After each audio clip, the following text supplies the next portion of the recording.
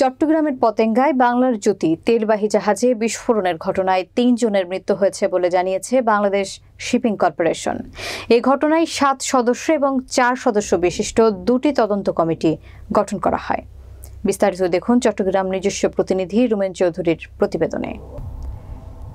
সোমবার সন্ধ্যা ৬টার দিকে Bangladesh shipping corporation ভবনের অডিটোরিয়ামে এক জরুরি সাংবাদিক সম্মেলন আয়োজনের মধ্য দিয়ে সংস্থার ম্যানেজিং ডিরেক্টর কমান্ডার মাহমুদুল মালেক গণমাধ্যমকে জানান, সোমবার সকালে জাহাজটি বন্দরের ইস্টার্ন রিফাইনারি ঘাটে যায় প্রায় ১২,০০০ অপরিশোধিত জ্বালানি তেল খালাস করছিল।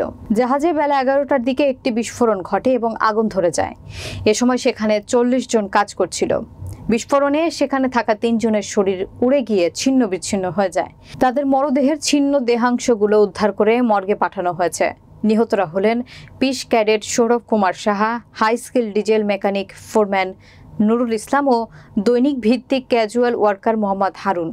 এ ঘটনায় ৭ সদস্য এবং ৪ সদস্যের দুটি তদন্ত কমিটি গঠন করা হয়েছে এবং আগামী ৭ দিনের মধ্যে তদন্ত কমিটি কারণ জানাবে বলেও দাবি করেন তিনি।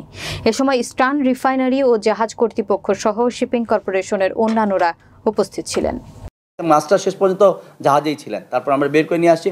বাট ফায়ার ফাইটিং হওয়ার পরে জাহাজকে যখন শিপ করে আমরা নিয়ে গেলাম আবার ডলফিন জেটি 7-এ, তখন আবার সমস্ত ক্রুকে আগে মাস্টার করেছি, অ্যাকাউন্ট মাস্টারিং করার পর সঠিক পেয়ে তারপর বাই দিস টাইম আমরা বের করতে পেরেছি যে কারা কারা মিসিং আছে এবং তাদের বডির উদ্ধার করার পরে ক্রুকে হ্যান্ডওভার করে আবার জাহাজ দিয়ে রিইনস্টেট করে সব সেট করে দিয়ে তারপর ম্যানেজমেন্ট আমরা এখানে আসছি।